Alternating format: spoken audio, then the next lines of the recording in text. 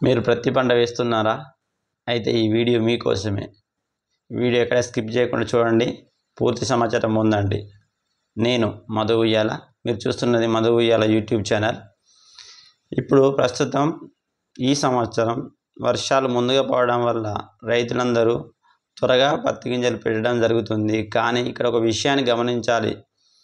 ఒకటి, వర్షాలు పడుతున్నవి కదా అని విత్తనం పెట్టగానే వర్షాలు ఆగిపోతే మనకు గింజలు పొట్టిపోయి మొలిసే అవకాశం ఉండదు.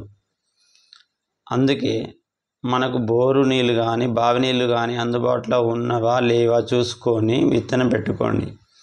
ఒకవేళ వర్షాలు పడకుంటే మనం బోరు నీళ్ళు కట్టుకుంటాం, మళ్ళీ విత్తనాలు మొలిపించుకుంటాం, ఎలాంటి సమస్య ఉండదు. ఒకవేళ నీళ్ళు లేని వాళ్ళు ఏం చేయాలంటే కొంత సమయం ఆగిన తర్వాత వర్షాలు మళ్ళీ జూన్ జూలై సమయం, ముఖ్యంగా జూన్లో వర్షాలు పడుతున్నాయి అనుకో, అప్పుడు పెట్టుకుంటే మనకు ఈ యొక్క వేడి తీవ్రత తగ్గుతుంది, వర్షాలు పడతాయి కాబట్టి మనకు గింజలు మొలిసే అవకాశం ఉంటుంది. ఈ విషయాన్ని ఒకటి రైతులు గమనించాలి. రెండవ విషయానికి వస్తే, భూమిలో ఈ యొక్క పత్తి గింజలు పెట్టడానికి 3 పద్ధతులు పాటిస్తున్నారు ప్రస్తుతం రైతులు. 1 అచ్చు పత్తి, 2 చిన్నచ్చు పెద్దచ్చు, 3 సాలు పత్తి. కానీ అయితే పక్క పంట రైతు పెడుతున్నాడు కదా అని మనం పెట్టకుండా మన యొక్క భూమి స్థితిని గమనించి మనం పెట్టుకోవడం ఉత్తమం.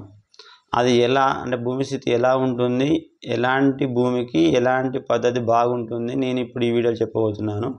మీరు జాగ్రత్తగా గమనించి మీ యొక్క భూమి స్థితిని అనుసరించి ఈ విధానాలలో ఏ విధానం కరెక్టో మీరు నిర్ణయించుకొని పెట్టుకొని మంచి ఫలితం పొందండి. 1, నల్లరేగడి భూములు కానీ, మన ఈ పంట కంటే ముందు పెట్టిన అరటి పంట, అంటే ఈ పంట అడుగున అరటి పంట పెట్టినాం, అరటి పంట అయిపోయిన తర్వాత ఇందులో పత్తి వేస్తున్నాం, లేదా తోట పెట్టిన అడుగులో పత్తి వేస్తున్నాం, మంచి పశువుల ఎరువు వేసిన భూమి అడుగున, అంటే ఈ పంటకు ముందు మనం పశువుల ఎరువు కానీ అరటి కానీ తోట కానీ ఇలా పెట్టిన పంటల భూమి అయితే ఏదైతే ఉంటుందో వాటి తర్వాత పత్తి పెడుతున్నాం అనుకో, అప్పుడు మనం సాలు పత్తిని ఎంచుకోవద్దు. ఎందుకంటే సాలు పత్తి దగ్గర చెట్లు ఉండడం వల్ల, ఈ భూమి బలంగా ఉండడం వల్ల బాగా ఏపుగా పెరిగి జిబ్బవుతుంది. అంటే ఒక పొదల్లాగా ఏర్పడి దానిలో దోమ తీవ్రత ఎక్కువ అవుతుంది. దోమ తీవ్రత ఎప్పుడైతే ఎక్కువ అవుతుందో పురుగు తీవ్రత ఎక్కువ అవుతుంది. అందువల్ల చీడపీడల తీవ్రత ఎక్కువ అవుతుంది. దానివల్ల మనకు పంటకు చీడపీడలు ఆశించి, అంటే పురుగు ఆశించి, తెగులు ఆశించి పంట దిగుబడి తగ్గే అవకాశం ఉంటుంది. అలా కాకుండా దీనిలో అచ్చు పత్తి పెట్టుకున్నప్పుడు చెట్టుకు మధ్యలో దూరం ఎక్కువగా ఉంటుంది. కావున మనకు దోమ తీవ్రత తక్కువ ఉంటుంది. చెట్టు కూడా భూమి బలంగా ఉండడం వల్ల అది పంగలు పెట్టి ఎక్కువ దిగుబడి రావడానికి అవకాశం ఉంటుంది. రెండవది, భూమిలో అసలే సారం లేదు, అది చిలక భూమి, నీళ్ళు ఆగవు, భూమిలో సారం లేదు, చెట్టు ఏపుగా పెరగదు అనుకున్నప్పుడు సాలు పత్తి ఉత్తమ మార్గం.